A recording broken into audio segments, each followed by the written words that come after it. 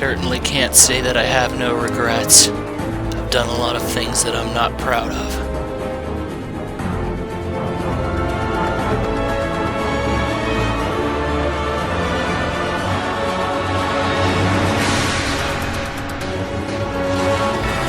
Hello. I'm his friend. Go. The script looked good on paper, but then it wasn't. Well, I heard it wasn't even good. It caused cancer lesions. You ruined my career! You made! There will never be Christmas again.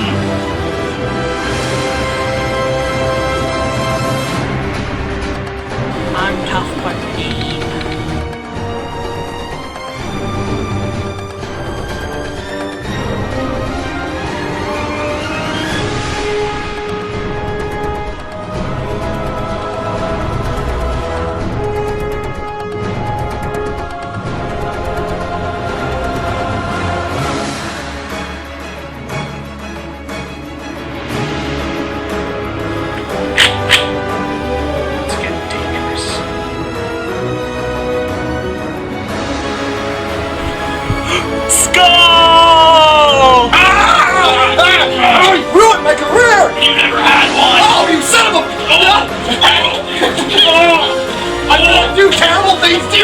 Oh, you think so? Oh, God!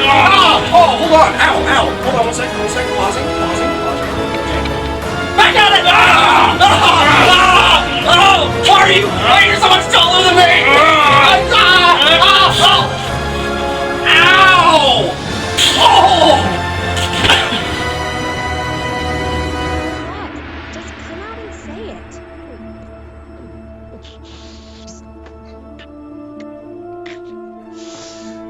Equivalent exchange! I'll give half of my life to you if you give half of yours to me!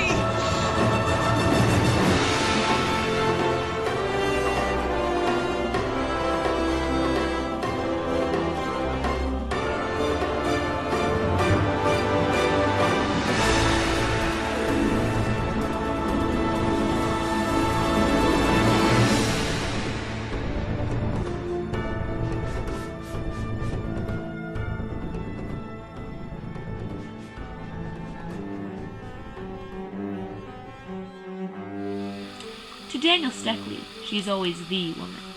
I have seldom heard him mention her under any other name. In his eyes, she eclipses and predominates the whole of her sex. It was not that he felt any emotion akin to love for Winry Rockbell.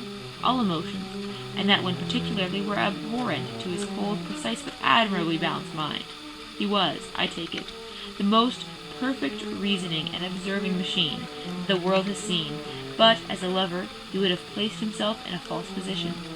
He never spoke of the softer passions save with a jibe and a sneer.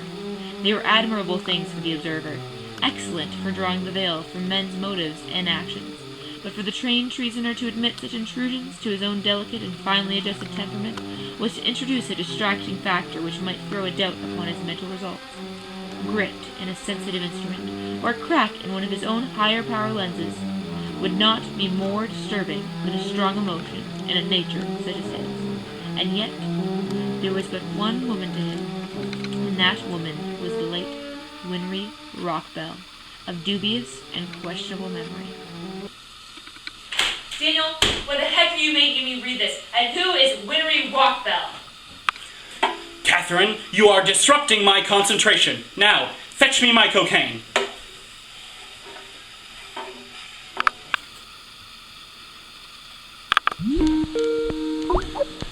Dr. Reeford, I wasn't expecting you in an hour like this. What is it that you'd like to talk to me about? There's something I'd like you to look into. Unofficially, of course. Shin? It's pronounced Shin. Catherine, leave the room. She stays. Fine, but what I'm about to tell you is highly classified.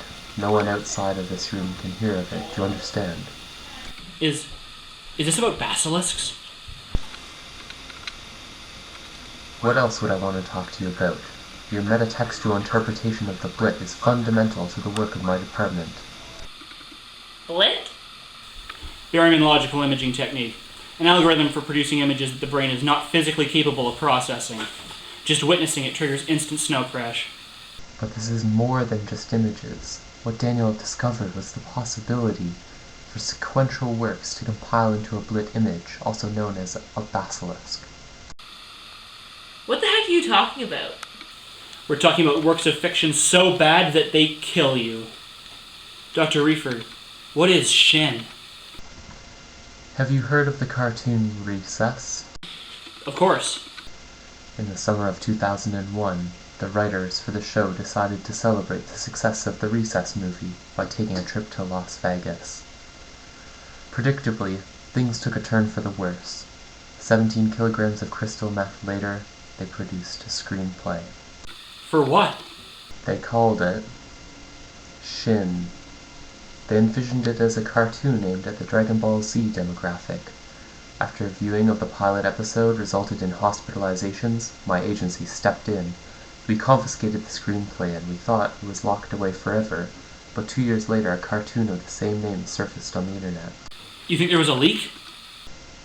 Our investigation was inconclusive. The internet cartoon was clearly an adaptation of the original screenplay, but its execution was so incompetent that any blit property seemed to have been lost in translation. But now you aren't sure. Exactly. I want you to give this thing the sonitude treatment. Pick it apart. Find out if it's dangerous, because if it is, we've had an uncontained basilisk out in the wild for 10 years. What should I do? Go to work.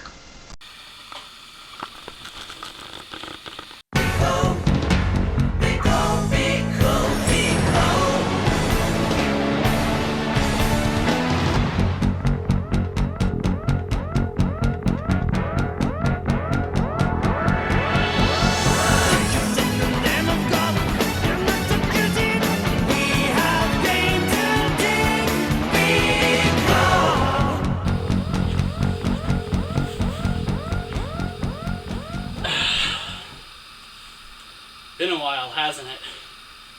Let's talk about the internet. 10 years ago, the internet was a very different place. There was no such thing as video streaming. Something like bad reviews could never take off. It was the age of dial-up and of 56K modems. Out of this age emerged the closest thing 2003 had to YouTube, Newgrounds. Newgrounds established itself as the internet's premier Flash portal. While nobody had the bandwidth to support true streaming video, Flash animation could work, because the way that Flash handles its content makes it much more compact than, say, a .avi file, and I'll get into the technical reasons for that a bit later. While Flash established itself as a powerful tool for animating, it also established amateur animators to begin distributing their content. And while some content of worth was probably uploaded to Newgrounds at some point, the vast majority was and is garbage. So, which is Shin? Just more garbage, or a diamond in the rough? Our series begins like so many do, with a brutal beating.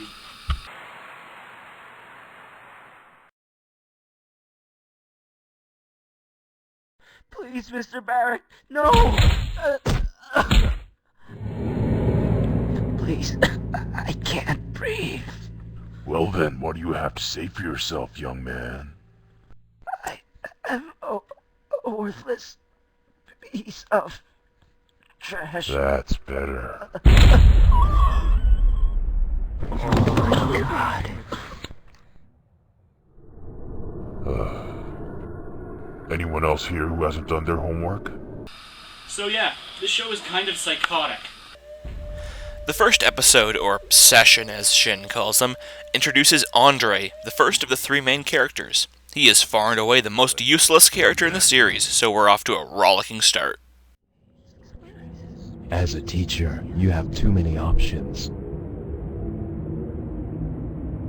Oh, by the way, I hate people smoking in front of me. Actually, he's smoking behind you. Episode 2 introduces the second main character, Guy. He's the closest thing Season 1 has to a main villain. So Andre finally took action. Yeah, everyone is talking about it. What happened to that Barrett guy? He was hospitalized. Now that's interesting. Andre didn't hold back at all. I don't like that Andre. It's too early to challenge the officials.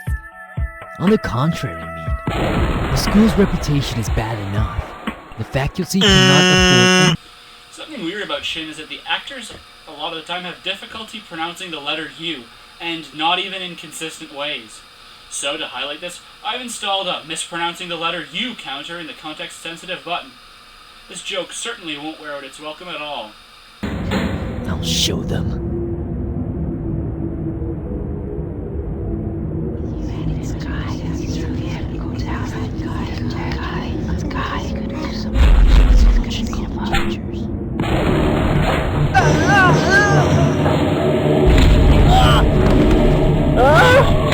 This is too much, guys. Yeah, murder. A bit much.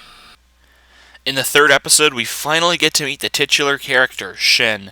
We also learn that the faculty have a plan for him. Andre, Jr., Class 3G.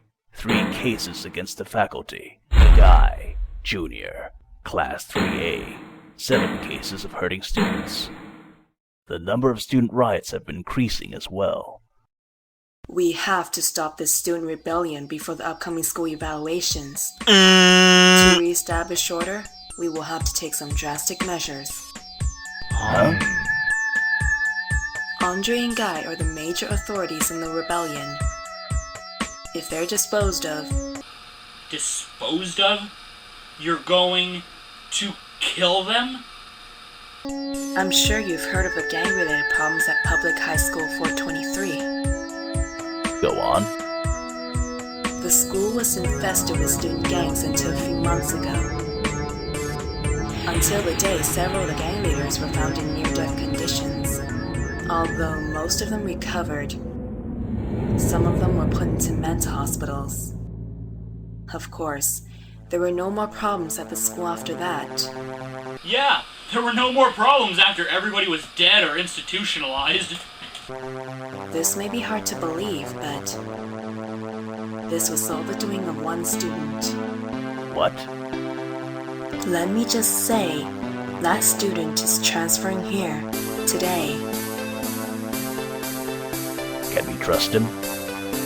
He will take care of everything. His name, Shin.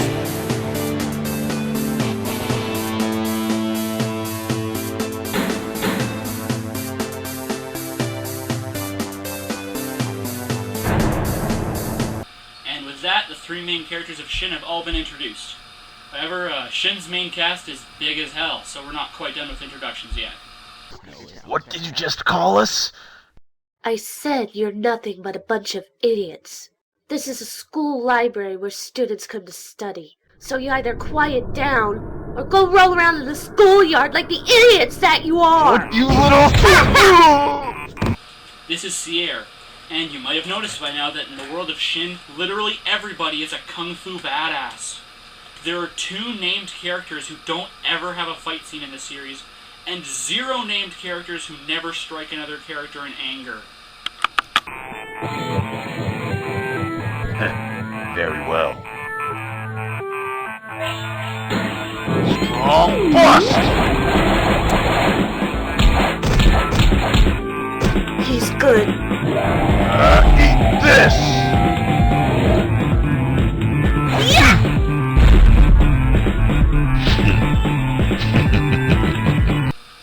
She kicked him so hard he pooped out of his mouth.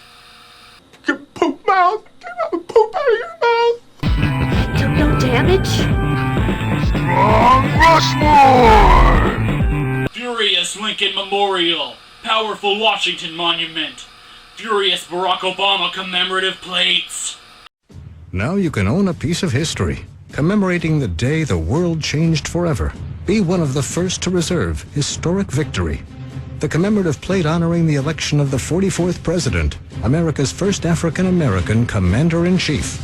His confident smile and kind eyes are an inspiration to us all. This priceless work of art features a triumphant president-elect surrounded by the American flag and spectacular celebration fireworks. Historic Victory is crafted of fine porcelain and richly accented in 22-karat gold trim. The election date and inscription Change has come are displayed in gold text on this first issue collector's plate.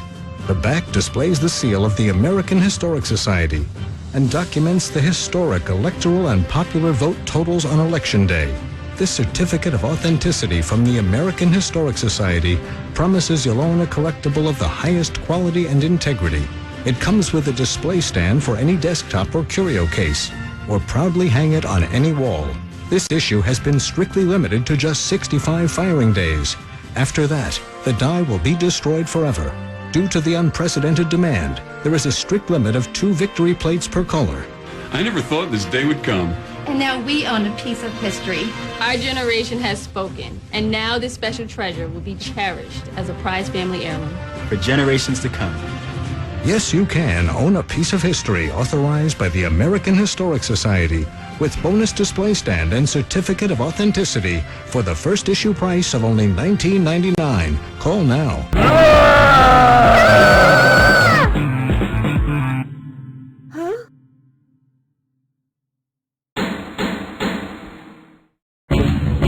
Guy. Freshman class, Ralph Farlock Jr. I swear my loyalty in front of you, sir. Please, take me as your follower. You are the only reason I entered this Perhaps school. I'm not yet at the level of your expectations, sir. But I promise you that... Sir? Hey, what's your name? Who? Hey, come on, don't be like this. What are you fools looking at? You really are a bunch of idiots, aren't you? Who said that? How disappointing.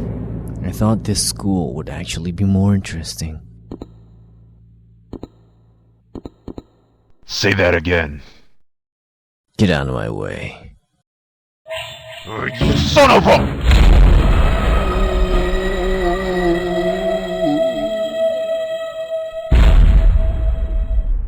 Pathetic. Oh boy, Shin and Guy are about to throw down. This could be good. I wonder what happens next. So, it's true. The violence has revived in this school. Hi, new guy. One of Shin's biggest problems as a series is pacing. Specifically, it starts building up momentum and then does something to immediately kill it off. In the early series, it's not so bad, if only because the episodes are way too short for any kind of momentum to build in the first place. But it starts to get really bad in the second season, and we'll cover that when we get there. And, okay, sorry, why is Andre fighting Ralph now? What happened to Shin and Guy? Did nothing come of that plot thread at all? Is that all you have to say? Your patience is no better than mine. But you're still weak, Mill. Hold it. Don't underestimate my skills. Don't underestimate my skills. Now, you may have noticed some weirdness in the art here, and I'm not going to be ragging hard on the technical execution of the art because it wouldn't really be fair. Remember how I said that Flash could store videos much, much smaller than a real video file? Well, here's why. As you probably know, video is just a collection of still images, played in succession to create the illusion of motion. Digital images are a collection of pixels, arranged so that the eye blurs them together to create a unified picture. Because it's standard for video to run at 24 to 30 images per second, it takes up a lot of storage space, and so it just wasn't practical in a world of dial-up internet. So what makes Flash different? Storing images as pixels is what's referred to as raster imaging. Flash uses a different system entirely, called vector imaging. Instead of millions of individual pixels, Flash images are composed of lines and shapes. While this limits its utility to animation, it is also extremely cheap in terms of storage space, and it has the hidden benefit of being able to scale up infinitely. You see, when Shin was uploaded to the internet, it was posted at the very tiny resolution of 550 by 400. It was also animated in this resolution, and this is why I can't rag on the art too hard. By using the raw Flash files, I've managed to obtain native 1080p video of Shin. Unfortunately, doing this exposes some minor hiccups in the animation which cannot be seen, or do not exist, at the intended resolution. So while we can see some weird mistakes in the art, many of them weren't really there in the original version. The squiggly shading in Season 1 scales up brutally, making close-ups on faces look like complete garbage. However, the art does get better as the series goes on, marginally. Anyway, back to the jokes. I see that you've been quite busy these days, Andre. What are you doing here, Legend? Yes, that character's name is Legend. And yes, Andre's voice actor was randomly doing a John Wayne impression for that line. What are you doing here, Pilgrim? Why? Can't an upperclassman visit his old classroom once in a while? Nice work you've done here. It'll take at least 2 months until the school even considers to fix it. Your point being? Still the same, Andre. You know, I never would have thought, but I'm really gonna miss all this when I graduate. I see that you've already said hi to Mill. You may be our school captain, Legend, but remember, there are some of us who don't approve of it. School captain is apparently a British thing. The North American equivalent would be student body president. The main difference being, obviously, that a school captain can perform marriages. Legend is basically the fourth main character, and is much more important to the plot than Andre. He has a genuinely inappropriate relationship with the school nurse, Miss Jix. He's clearly hot for her, but not enough to pronounce her name correctly. Hello, Miss Jinx. What brings you here, Legend? The episode ends with Legend deciding to confront Shin. The next episode begins with the two of them meeting on a roof strewn with the bodies of Shin's victims. You seem to have a reputation for crushing the student hierarchy at every previous school. Hierarchy might seem like a strange choice of words, but actually, as the series goes on... Actually, I'm not going to spoil that for you right now. Just keep in mind that the word hierarchy has been used here deliberately. I hope they don't call you the strongest man here for your speeches. No, they call him that because of his lovely apple crumble. It's to die for. Legend and Shin fight, and Legend gains the upper hand by breaking Shin's arm. The fight only ends when one of the teachers intervenes. Now, this doesn't look good. Mr. Dom. All you maggots get back to your classes. Now. You may have noticed that the voice actor for Mr. Dom is also the voice actor for Legend. This is Omadon, real name Edwin Tiong, sometimes known as Dan McNeely. He's basically the Steve Bloom of Newgrounds in that he's in a million things and he only has one voice. Unfortunately, this scene calls for Dom and Legend to speak to each other, and Tiong is clearly struggling to keep their voices distinct. The result is that Dom just sounds drunk. There's nothing more to see here. There's nothing more to see here.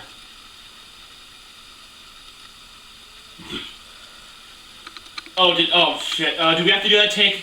Do we...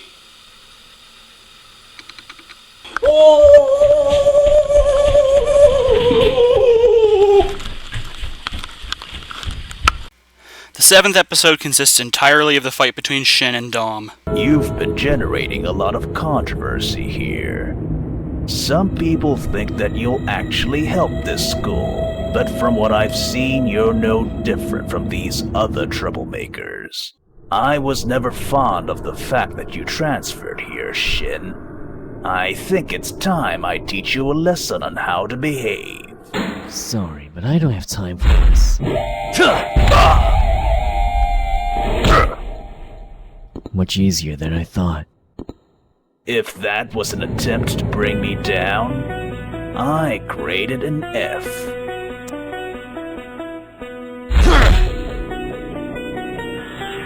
Looks like you were internally injured by Legend.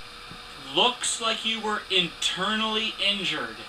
I hate to repeat myself, but you can't just beat me with your reputation, huh? Where'd he go? I believe I can fly. While Shin is ultimately victorious, the two back-to-back fights have taken their toll, and he'll be out of commission for the rest of the season. Episode 8 begins with Shin waking up in a strange room, not knowing how he got there. You're finally awake. Feeling better now? Where am I? This is my room. I figured it would be safer here since I don't know where you live. Also, I've stripped and redressed you. You don't remember me, do you? Long time no see, Zumi. By the way, How is Mr. Dom doing? Well, the doctors say that he'll eventually recover from his physical wounds. However, he'll never be able to teach again. Dom was the only teacher here who had any control over the students. With him gone, the rate of violence has shot through the roof. If your entire riot prevention system is to have one teacher whose job it is to be a badass, then you've got a shitty riot prevention system. So, of course, Guy's gang starts a riot, and to compound the problem, he's basically doomed the school to closure, thanks to budget cuts. Guy's next step is to challenge Legend for the title of school captain. What do you want, Guy? I'm here to take my title as the new school captain. I already know about the early evaluations, and I plan to see that this school fills them. In order to do that, I need you out of the picture. So, you really think you can beat me? I've been wondering about that for a while, but I don't plan to find out soon. Watch out! Poop out! Poop out!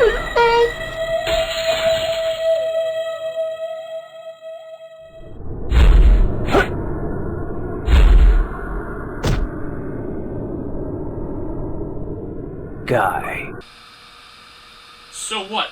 Being school captain is like a wrestling championship? The students get to vote for their leader, but he can be ousted at any time in one-on-one combat? That's a great system. The 9th and final episode of the season is more of a breather episode than anything. On your way to school? We're running a little late, aren't we? Actually, I was thinking about ditching class today. Care to join me?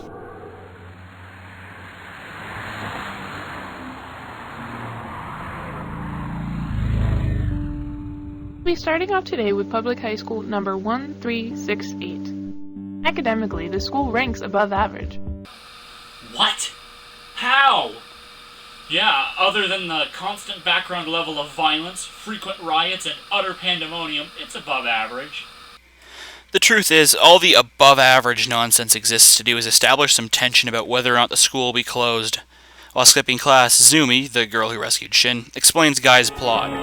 Why is Guy so obsessed with closing the school down?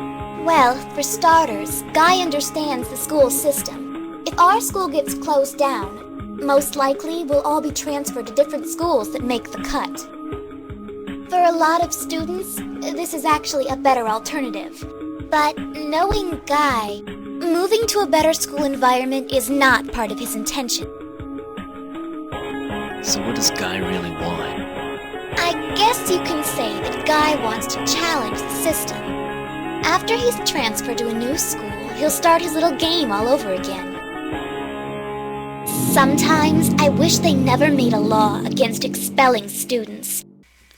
This may seem implausible, even absurd on the surface, but the fact is that Shin's backstory is not actually that far-fetched.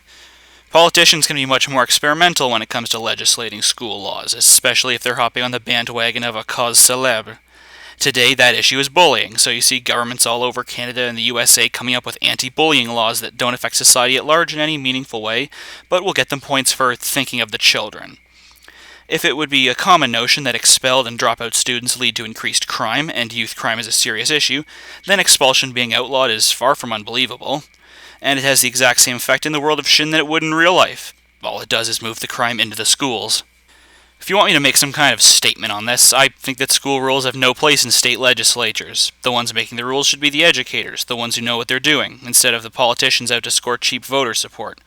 I know this sounds like I'm advocating technocracy, and I'm not. I just think that the only time school rules should be a matter of law is if it's an issue of human rights. Now I'll get off my soapbox. I'm sorry, I forgot for a second there that we're basically discussing a show that's a cross between Dragon Ball Z and the Columbine Massacre. Back to the poop jokes and references. As the police arrive, Guy proposes an alliance to Andre. Since Andre's character motivation can best be described as have no effect on the plot, he declines. They fight, obviously, since what else are they going to do? Not fight? This is Shin. Unbelievable. The sad music cues up as the Mega Man cops arrive, finding everybody already dead. The school is shut down, and Legend and Miss Jix have an inappropriately close moment in the hospital. The season wraps up with Shin and Zumi walking off into the distance. Or does it? So, this is the school everyone's been talking about. It's a pity they had to close it down. After all, these students deserve better.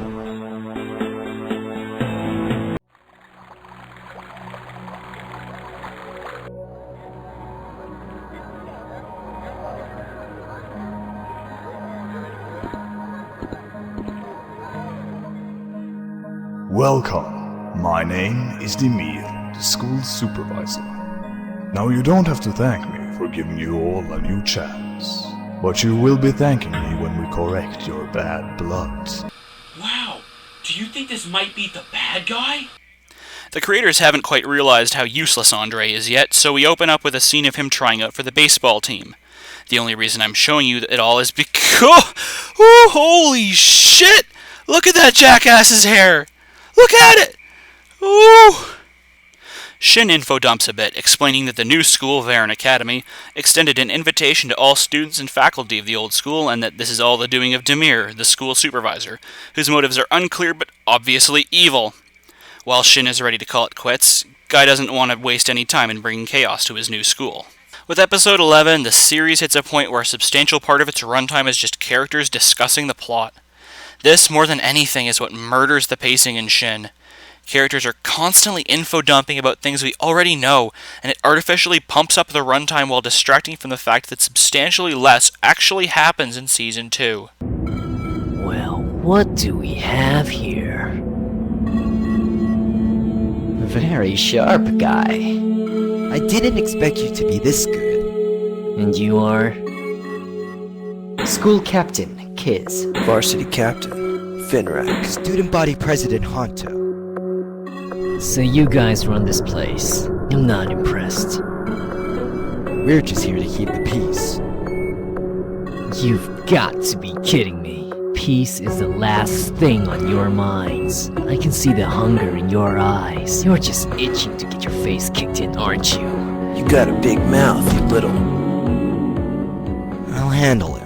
The episode ends with Guy getting into a fight with Honto, the student body president, after the creators realize that they've gone almost 10 solid minutes without an action beat. Take your best shot. Good speed and range, but you've left a huge opening. Not bad, but the opening's still there. Third kick? This guy's all over the place. The fight continues into episode 12, with an unexpected appearance from none other than Ralph Varlock Jr. You never expected this to happen, did you, Guy? This is what happens when you make me your enemy. It's time I got some payback! Strong Rushmore! Vigorous 9/11 commemorative coin. Look closely as this World Trade Center commemorative proof transforms into a breathtaking standing sculpture of the Twin Towers. It is entirely clad in 24-karat gold and in .999 pure silver, actually recovered from vaults beneath the ashes of Ground Zero.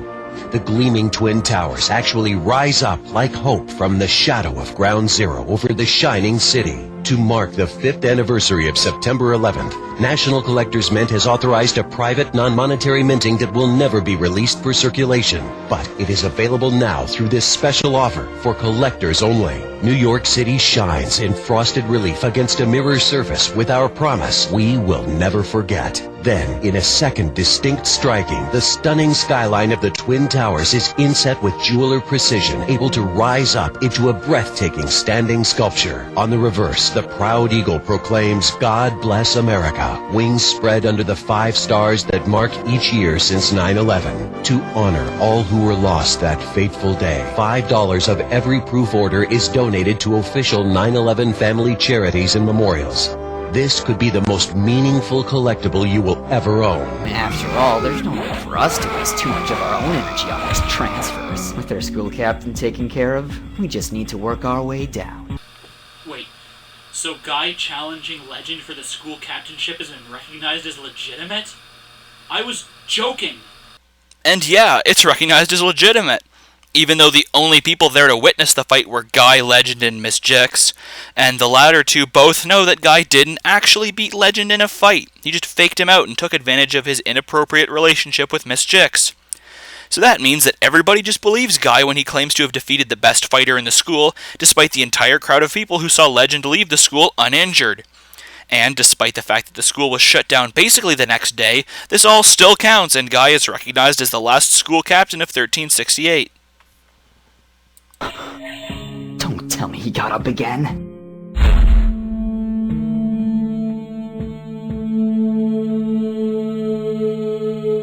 And who is she supposed to be? Guy's girlfriend? Wait. I think I recognize her from somewhere. Sorry for not introducing this character earlier, but this is Min, and she's basically Guy's second in command. The flashback shot we see here at the end of the fight will become a common motif of the series. Yes, motif. Looks like something interesting is going on here. Must be some sort of bulletin board. Let's see. A dispute between a group of transfer students ended in violence yesterday during lunch. Witnesses say that the incident started as a grudge match against the 1368 school captain. No Varan Academy students were involved, and a remaining transfer student responsible for initiating the attack has yet to be identified. I don't get it. Which one of us would do something like this? Any one of you? You're literally a school of violent hooligans, and you're genuinely surprised that one of you might have started a fight? Legend comes to the reasonable conclusion that Shin is responsible and goes to confront him. Meanwhile, Shin meets up with an old acquaintance. You're the ex-captain of Public High School 645, aren't you? What are you doing here, Otan? After fighting you, I was stuck in the hospital for 3 months before I transferred here. But boy, do I ever regret coming here. Enlighten me. This place is basically run by 4 students. Hanto, Finrag, Kiz, Sylvia. They're like the 4 pillars of this school. They claim to keep the order here, and they do it by any means necessary. Demir lets them do whatever they want, and well, I've seen them do some nasty things. They've managed to break even the toughest students. The rest of us just try not to make trouble and do what we're... This brings us to one of the most peculiar things about Shin. It's actually about something. Yes, Shin, methed up hybrid of Fillmore and Yu-Gi-Oh that it is, actually has a point. Specifically, Shin is an anarchist manifesto.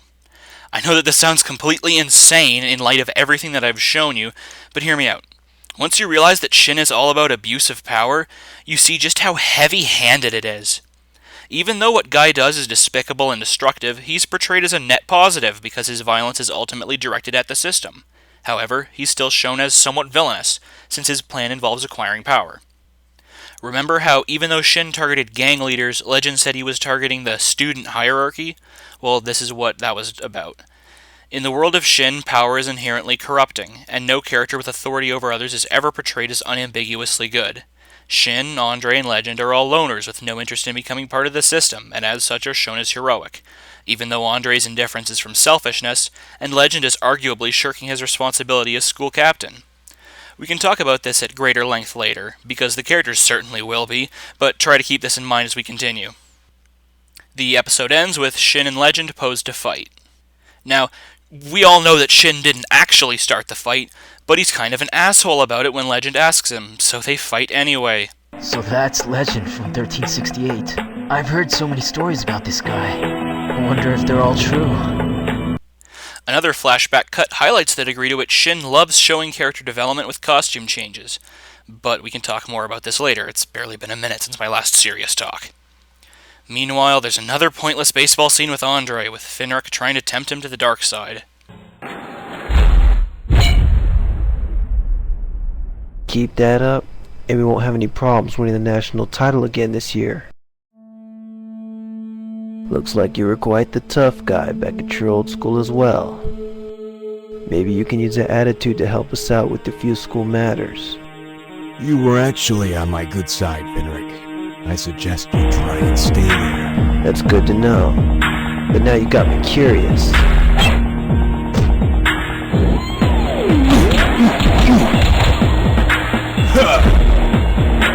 Why'd you stop? We have a game coming up next week. Oh wait, yeah, there's actually more to life than violence. Nice to meet someone who actually lives up to their reputation for a change. Maybe you should get around more. So what is it, Shin? You must have a reason for all this. Everywhere I go, I run into idiots like you who think they can do whatever they want just because they know how to throw a punch. I'm just here to make sure they know how to take a few as well. But you see, it's never really that simple. Since people like you build their confidence by the numbers.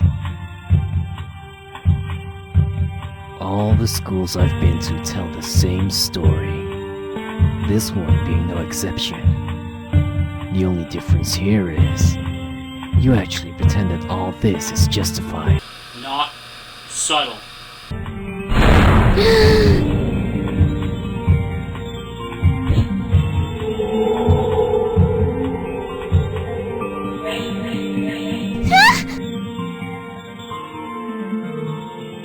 I think we've seen enough fighting for one day, don't you? Yes. And now we see another one of Shin's preoccupations in the second season. Shipping. There isn't any real philosophical significance here, it's just that Shin's creators are kind of total softies.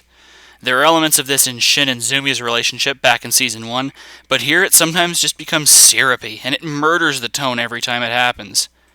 Which is kind of a shame. The little character moments between Shin and Zumi are, in my opinion, the highlight of the series.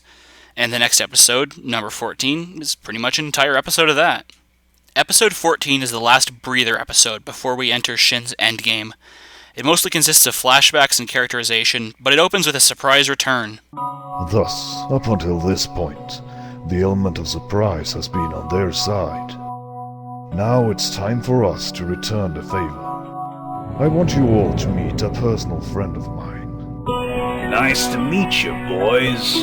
The name is Dom. The boys? You know, Shin, taking the wind out of your big dramatic moments is my job, not yours. It's okay. The first flashback concerns the early relationship of Guy and Min. If you want to make any kind of difference in this world, you can't do it without a plan. Just stick with me, and I'll show you how it's done.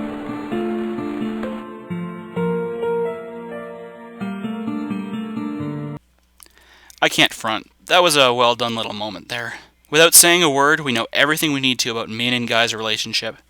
We know that while Min is frustrated with Guy, she feels solidarity with him and still believes in his cause.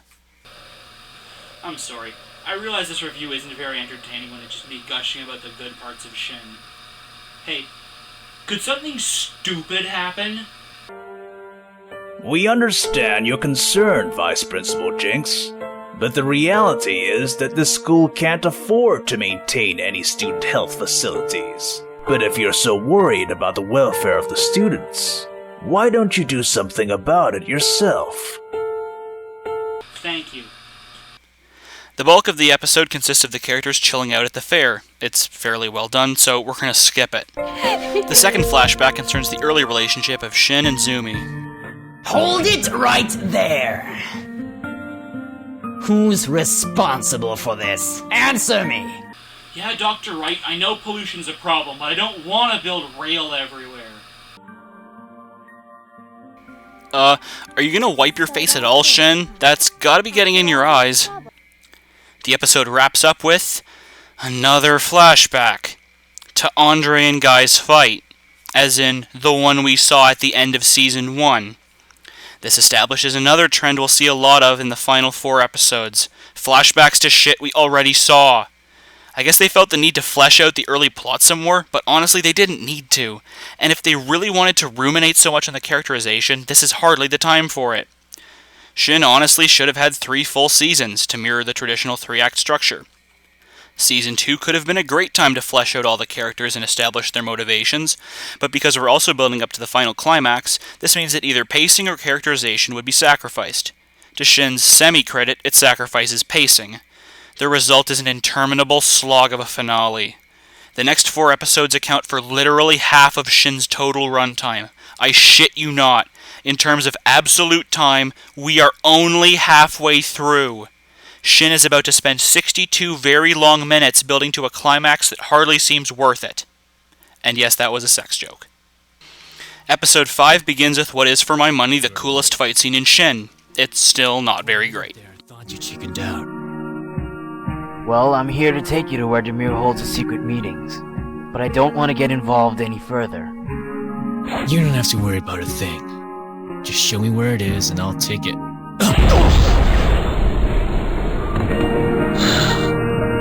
I hope you've enjoyed my little performance, Shin. I've been waiting for revenge for a long time.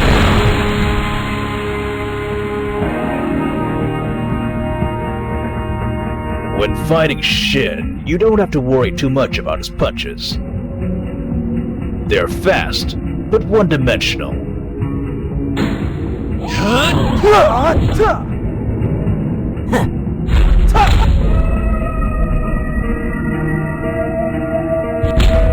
This is just too easy. As you may already know, Shin will often use attacks from the air. Of course, no one here would be more prepared for that than you, Otan. Actually, wait, yeah, why does Otan need Shin's fighting strategies explained to him? Like, I could understand if it was, say, maybe one of the pillars, but Otan's fought him before. Dom's fought Shin once, ever. Like, I get if you're gonna have a fight scene where the gimmick is Shin's enemy knows how to fight him because he's getting advice from someone who's fought him before, but if you're gonna do that, maybe Shin's opponent shouldn't be a guy whose entire characterization revolves around his relationship with Shin. The fight is then interrupted with an info dump. I'll spare you the tedium, so long story short, Demir and Mr. Dom pioneered the current school discipline strategy of just kick the shit out of them. Anyway, I'll tell you more about it later. Something's come up. Hi there. You probably don't really know me, but could you accept this letter, please? You know there's a fight going on right now. Shin just got betrayed and Otan is beating the crap out of him. But, oh my god, will Mil and Sierra get together? Something really confusing here is that when they do cut back to Otan and Shin's fight, they cut to a flashback to their previous fight.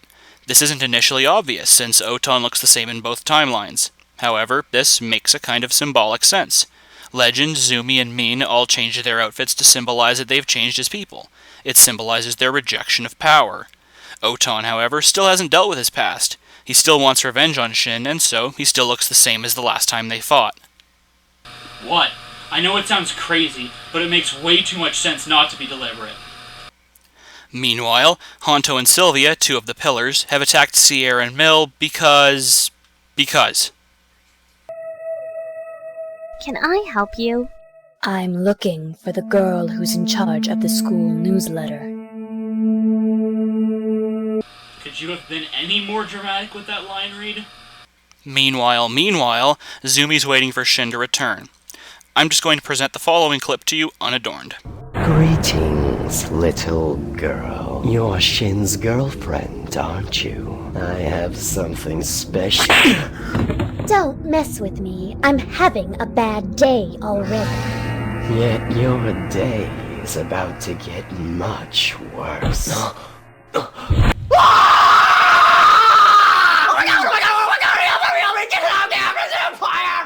You're that guy who is in the school newsletter, aren't you? That's right. Call me Ralph.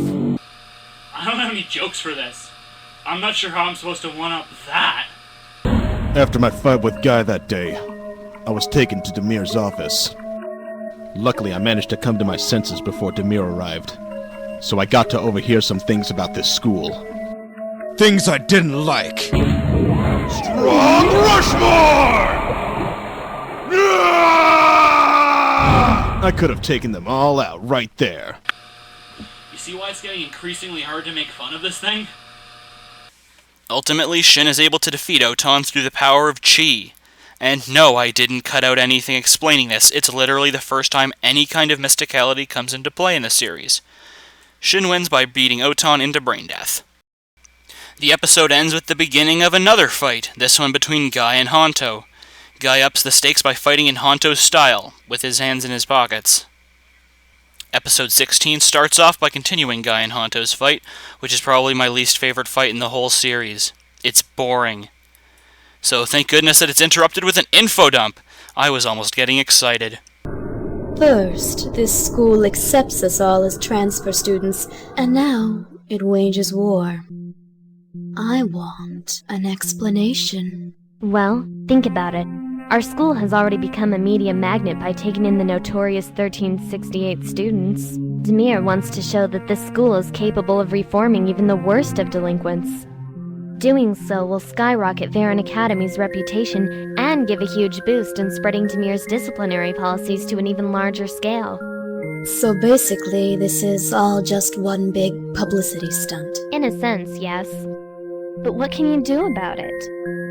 I plan to keep my low profile, so I won't be getting involved much further. I'm just here for those two over there. Just a reminder that Seer got kicked really hard and Mill got knocked into a bookshelf, and this knocked them both out cold. People get knocked out by some pansy shit in this series, but this is probably the most ridiculous incapacitation in Shin. And then they fight. Because, of course they do.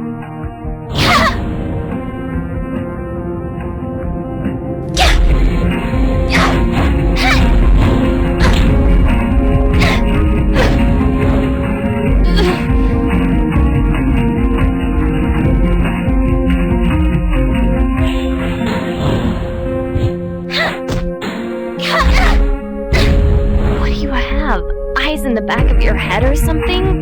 No, but I can read your moves from a mile away. In that case, it's a good thing I know when to quit. You win, hands down. I like it when the characters are just as disinterested in what's going on as I am. Sylvia gets a flashback here explaining how she became a pillar. All four of the pillars get these flashbacks over the course of this episode and the next, but I'm not going to linger on them long since the pillars aren't very interesting characters.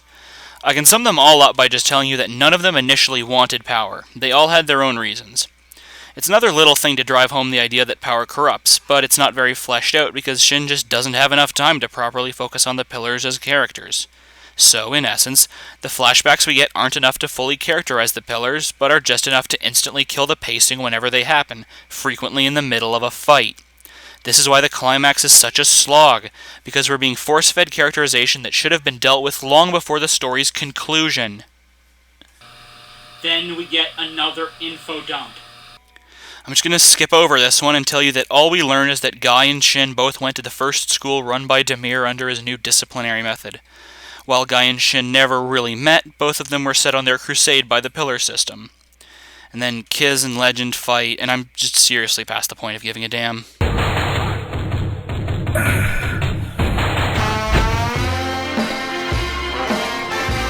Watch, Legend.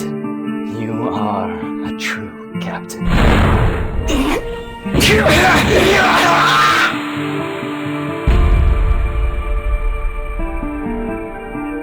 Thanks to you, I can finally take a break from all this. Jeez, he said that like he's gonna die. And then, oh shit, an Andre bit. Skip it. Episode 17 opens with another damn flashback.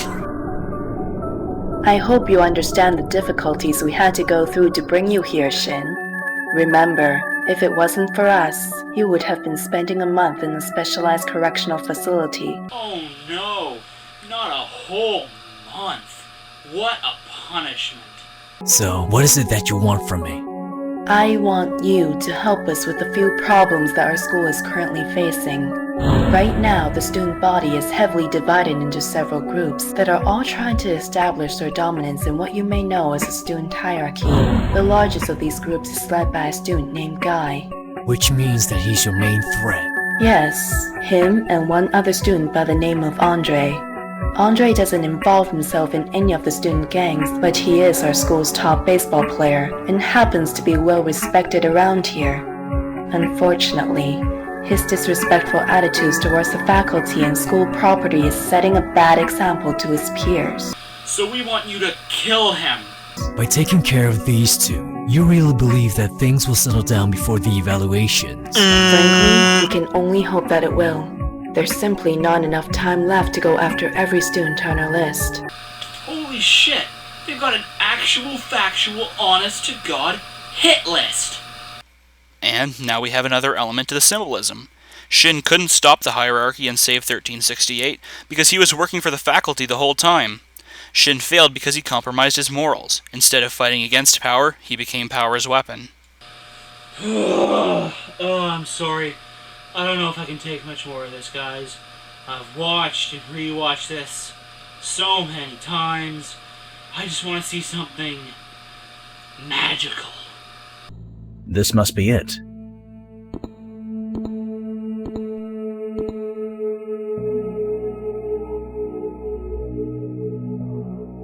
Huh? Could it be? Well, if it isn't Legend. Damn McNeely fight! How could I not? I was told you wouldn't be returning after your fight with Shin. Yes, the rehabilitation process was painful, but as you already know, Legend, I've managed to recover from far worse in the past. Damn it, another flashback! Skip it! I remember what happened that day, Dom. But I won't let myself be held back because of it. Then you haven't learned anything at all! You haven't learned anything about lip movement!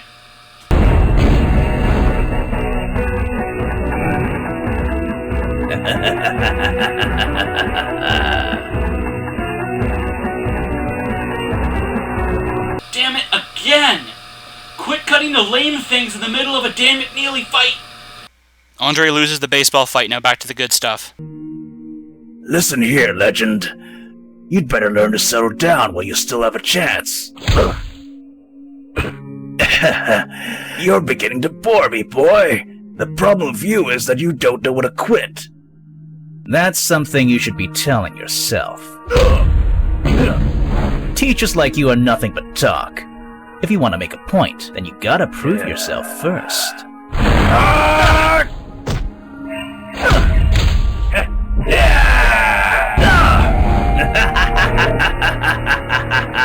The only way to make anyone listen to you is to establish your authority over them. You've certainly changed, Mr. Dom. It's almost as if you and I have switched places.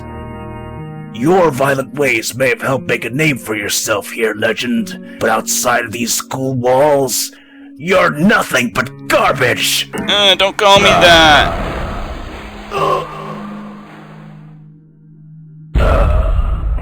That should teach you to keep your mouth shut. It's amusing to see you so worked up over just a few words, Legend. Swell. Another teacher who wants a piece of me. No, actually. I've just had about enough of you. So, if you know what's good for yourself, you'll clean up this mess of yours and follow me to my office. This is a petition signed by the parents and teachers of all the students you've injured in the past few months. We've already exceeded the amount of signatures needed to have you sent to the city's youth correctional facility.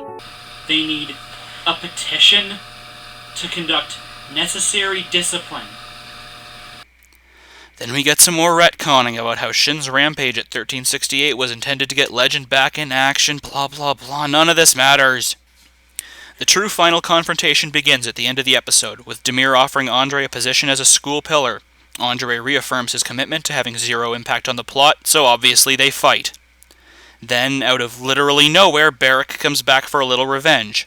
It goes badly. The episode ends with Shin dropping in, also out of nowhere, to join the fight. So, here we are, about to start the last episode. So, Shin, how do you kick off the final episode?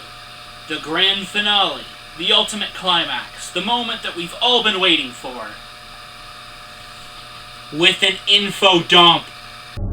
About a decade ago, schools became subject to mass criticism over their negligent care and abusive practices in student expulsion. As the number of delinquents rejected from their own schools increased, so did the number of juvenile gangs and youth crimes. It was eventually decided that the best way to remedy the situation was to try and keep students in school while enforcing harsher methods of discipline. However, doing this would mean a significant drop in the overall academic standard. To cope with this, the government issued yearly evaluations, forcing schools to meet difficult requirements or face penalties. With increasing classroom capacities and hazardous work environments for teachers, a better system was needed to manage students and alleviate the burdens on the faculty. Thus, 5 years after the initial education reforms, a new method of regulation was proposed. A new system where select students would be granted the responsibility to monitor and admonish others for their misconducts. Gathering popularity over time, the proposition has eventually become to be known as the pillar system. So yeah, the pillar system is basically Fillmore crossed with Judge Dredd. Hey, you there! I thought we already gave you a warning about any lewd behavior on school grounds. Give me a break. You monitors should know better than to show your ugly mugs around here. You're scaring all the girls away. Okay, everybody, pay close attention because what you're about to hear is the best line of dialogue in Shin. Ugh. Oh, did I hurt your feelings now? How about I make it up to you by taking your sisters out on a pity date? Ooh, snap! Let this be a lesson to you all! This is what happens if you don't follow our rules. Anyone who cuts him down before tomorrow answers to us. They lynched him. They straight up lynched him. Meanwhile, back at the fight, guys joined in, sort of. Where's the nurse? I've got an injured student here. Wait a second. You're one of the transfers. Oh, think again if you think we're just gonna let you take over our school. Cool it. You've got the wrong idea. You're going down!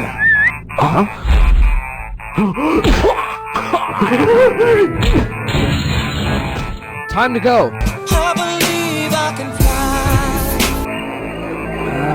This doesn't look good. Come on, I'll take on all of you. Ralph, what are you doing here? I was on my way to the broadcast room, but this looks like a lot more fun. Looks like you two could use an exit. Hold on! You're going to help us? Let's just say I got a soft spot for the whole couple thing. On my signal. Strong Bonanza!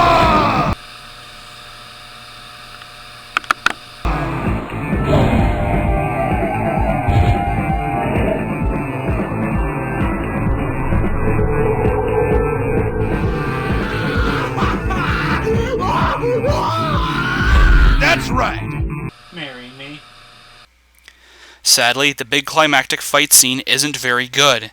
Honestly, none of the fights in Shin are any good, which isn't a good thing when it's a series built around fighting.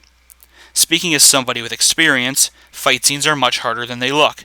Even when you're animating, getting the pacing just right is tricky, and it's usually a matter of editing. This means that if you're animating on a budget, you need to get it just right on the first try. The fights in Shin lack any kind of pacing or momentum. They have exactly one speed, full bore, and it makes them incredibly tedious. They never amount to anything more than trading blows, and because gravity stops when fights start, they generally lack any spatial context. With few exceptions, hits in Shin mean very little. Occasionally a real injury happens, but almost never does it have any effect before the end of the fight. And it rarely seems like the fighters are very emotionally invested in the fight, like they really want to hurt each other. Basically, watching Shin is like watching a painfully mediocre WWE wrestling match. Except, wrestling matches don't stop in the middle for some exposition about why John Cena fights for hustle, loyalty, and respect. There's another damn Guy flashback, but all it does is retread ground that the first Guy flashback covered much better, except this one has more shipper fuel. Even I tend to feel that Guy sometimes gets a little too carried away. But there's more to his actions than you might think. He certainly caused a lot of damage by taking advantage of the loopholes in the system. Yes, but bear in mind, by exploiting these loopholes, he's also exposing them to the public. The first step towards change is awareness. Not subtle. Such shallow insights from such self-absorbed, self-righteous adolescents. It makes me sick. Using your prematurity as an excuse to neglect responsibility. Ignorant and offensive against anything you can't understand. I've taken your pathetic self-made social hierarchy and turned it into a viable system of order. My policies have saved delinquents like you from being thrown away into the streets. So instead of rebelling against me, you should be thanking me.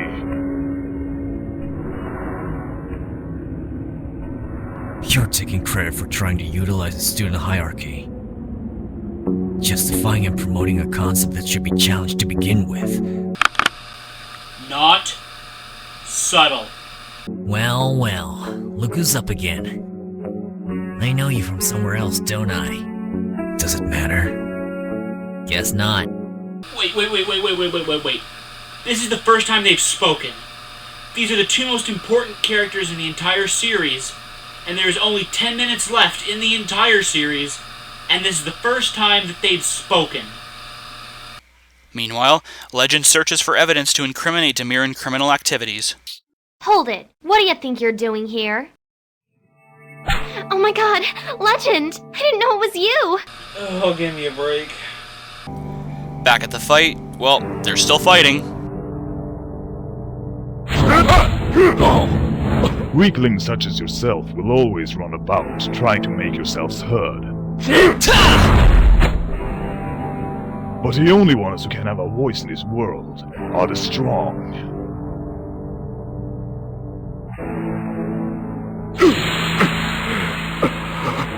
I've been around enough to know how people like you think, Demir. You define your strength based on your odds, always having to test them to sustain your confidence. You preach ideals, but in reality, you're just scrambling to protect your own interests, doing whatever it takes to keep the upper hand. Your pillar system is just another way for the likes of you to ensure a dominant position at the expense of oppressing others. You say only the strong can have a voice. Let's see how loud it can get when your whole operation comes tumbling down. Not subtle. What are you talking about? I see where you're coming from when you say the odds are against us. That's why I wouldn't be here if I didn't have leverage. And the best part about that fight, it doesn't even matter. Ultimately, what saves the day in Shin is not violence, but exposing the truth about Demir.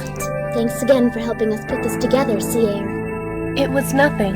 I'm just amazed at how Shin was able to collect all that information.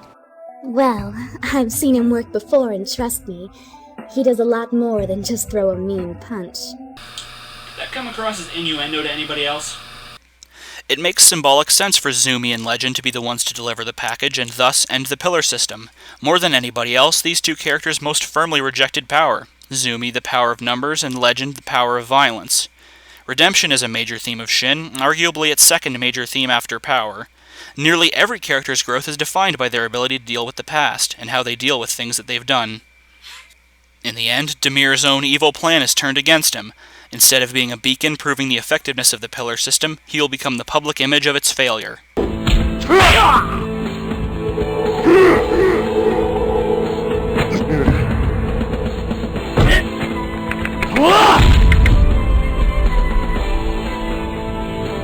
Where do you think you're going?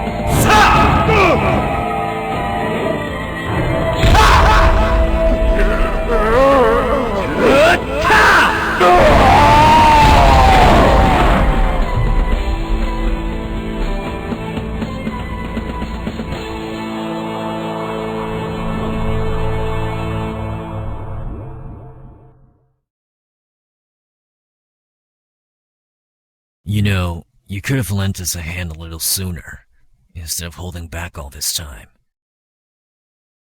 I did my part when I sent Barrick out the window.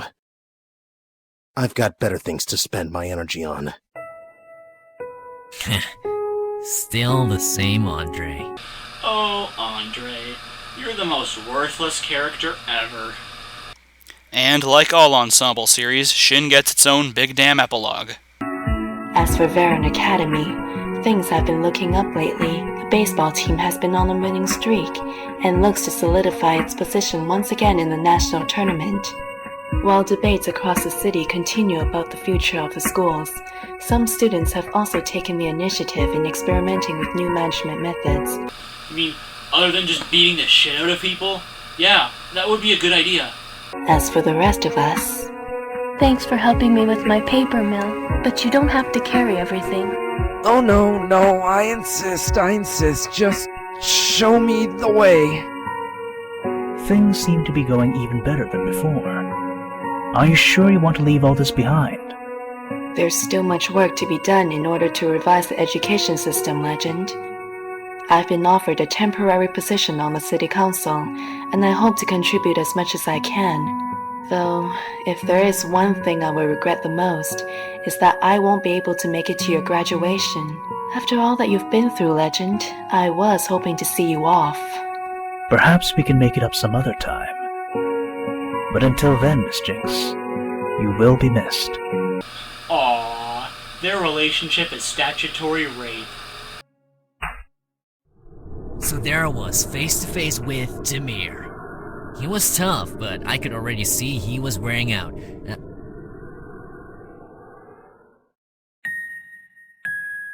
Excuse me for a second. Hey! What's my favorite girl doing here all alone? You'll have to go hear the rest from someone else, ladies. I'm spoken for. So why did you wait for the end of the pillar system to get together? But of course, the series proper ends with Shin and Zumi on the roof of the academy. It might not be so bad to actually take some credit once in a while. Actually, I've never been one to stand out much. This is just how I am on normal days. Maybe I'm just the kind of guy who's meant to stay in the background. Oh, really? Well, yeah. I guess, I mean... I know.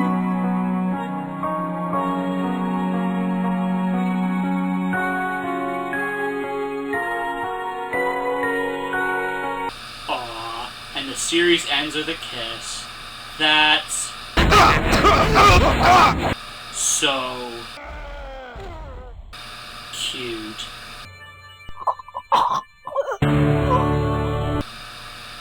Shit, ending with a kiss? I guess that means Shin has a better ending than Full Metal Alchemist.